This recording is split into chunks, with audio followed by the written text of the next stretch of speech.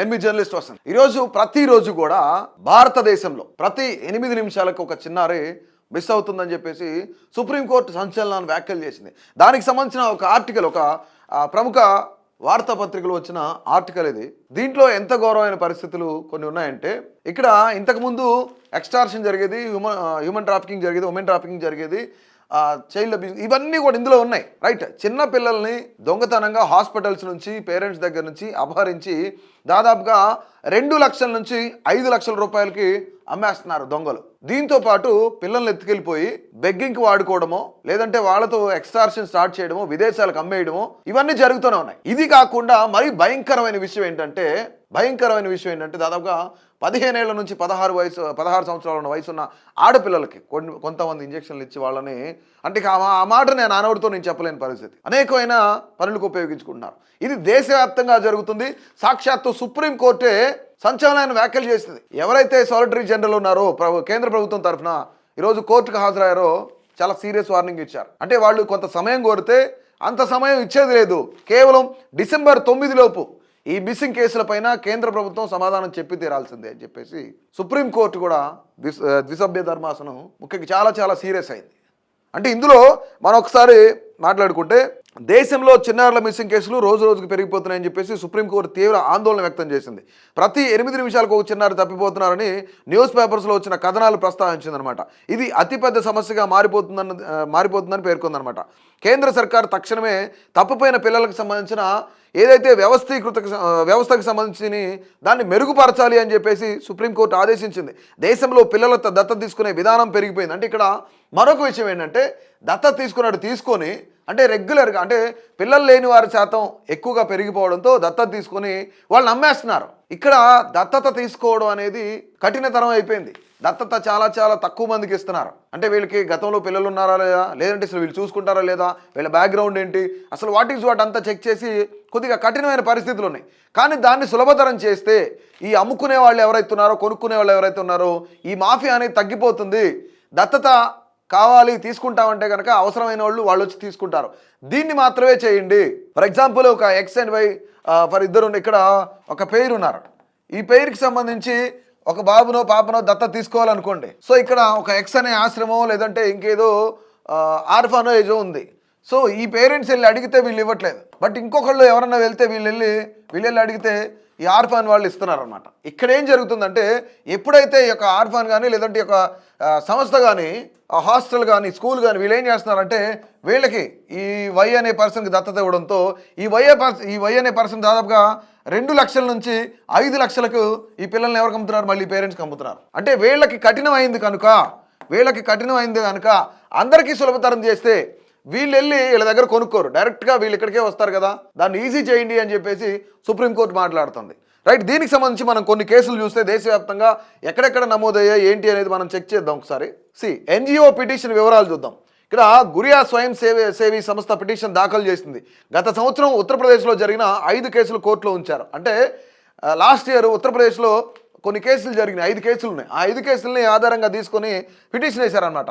ఇక్కడ పిల్లల దత్తత వ్యవస్థలో లోపాల ముసుగులు, అక్రమ రవాణా పెరుగుదలపై ఆరోపణలు వెలువెత్తుతున్నాయి. ఇక్కడ అంటే వీళ్ళు ఏం చేస్తున్నారు, దత్తత అనేది తీసుకొని వాళ్ళు పక్క వాళ్ళకి అమ్ముతున్నారు. హైదరాబాద్లో ఒక గ్యాంగ్ ఉంది. ఆ హైదరాబాద్ గ్యాంగ్ ఏం చేస్తుందంటే, ఢిల్లీ, పూణే పరిసర ప్రాంతాల్లో పిల్లల్ని అపహరించడం కానీ, దొంగతనం చేయడం కానీ, లేదంటే అక్కడ నుంచి ఒక 30,000కో 50,000కో కొనేయడం కానీ. అంటే ఇక్కడ కంపారిటివ్ నార్త్ ఇండియా, అంటే నార్త్ ఇండియా మనం తక్కువ చేసి మాట్లాడలేదు కానీ కొన్ని మారుమూల ప్రాంతాల్లో ఏంటంటే వాళ్ళకి వసతులు కానీ, వెసులుబాటు కానీ, డబ్బులు కానీ ఎక్కువ ఉండే పరిస్థితి లేదు. కొద్దిగా అంటే హైదరాబాద్ పరిసర ప్రాంతాల్లో కొద్దిగా డబ్బులు కానీ ఇలాంటివన్నీ కొంత వ్యాపారస్తులు కానీ వీళ్ళందరూ ఉంటారు. అలాంటి వాళ్ళ దగ్గర నుంచి 20,000కి, 30,000కి, 50,000కి పిల్లలను కొని దాదాపుగా 2.5 లక్షల నుంచి 2 లక్షల నుంచి 5 లక్షల వరకు ఒక హైదరాబాద్ గ్యాంగ్ అనేది ఏర్పడింది. ఈ గ్యాంగ్ 5 లక్షల వరకు పిల్లల్ని అమ్ముతుంది, పిల్లలు లేని వాళ్ళకి. ముఖ్యంగా ఇది అన్ని పేపర్స్లో, వార్తాపత్రికలో కథనాలు అన్నీ వచ్చినాయి అనమాట. ఇది నేను చెప్పేది ఇంకొకరు చెప్పేది కాదు.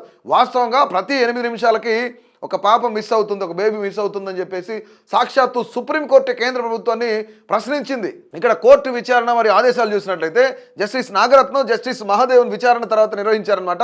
ప్రతి జిల్లాలో ఒక నోడల్ అధికారిని నియమించాలని చెప్పేసి సుప్రీంకోర్టు ఆదేశించింది.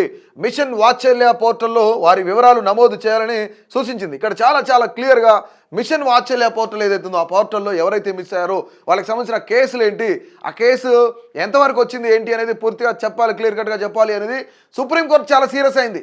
ఎవరైతే సాలిటరీ జనరల్ అంటే కేంద్ర ప్రభుత్వం తరఫున అటెండ్ అయిన సాలిటరీ జనరల్ ఎవరైతే ఉన్నారో వాళ్ళకి సీరియస్ వార్నింగ్ ఇచ్చింది.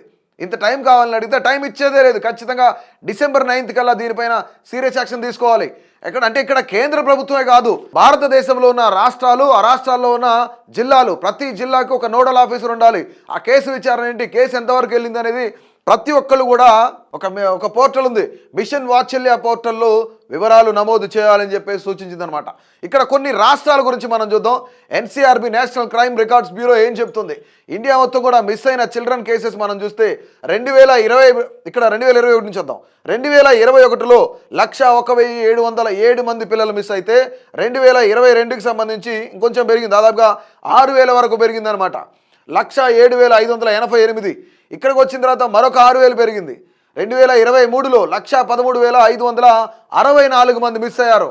రైట్, అంటే ప్రతి 8 నిమిషాలకు ఒకసారి ఒక పాప మిస్ అవుతుంది, ఒక బాబు మిస్ అవుతున్నాడు. అప్పుడే పుట్టిన పిల్లలు అవ్వచ్చు, మంత్స్ బేబీస్ అవ్వచ్చు. రైట్, ప్రధానంగా ఎక్కడెక్కడ ఎన్ని కేసులు అనేది మనం చూసినట్లయితే ఉత్తరప్రదేశ్కి సంబంధించి 16,663 కేసులు ఉంటే ఇక్కడ బీహార్లో 14,371 మంది పిల్లలు మిస్ అయ్యారు. ఇక్కడ మహారాష్ట్ర 13,106, మధ్యప్రదేశ్ 11,768, రాజస్థాన్ 9,882. 2023లో అత్యధిక కేసులు రాష్ట్రాల వారీగా చూసుకున్నట్లయితే ఈ యొక్క 5 రాష్ట్రాలు టాప్ 5లో ఉన్నాయి.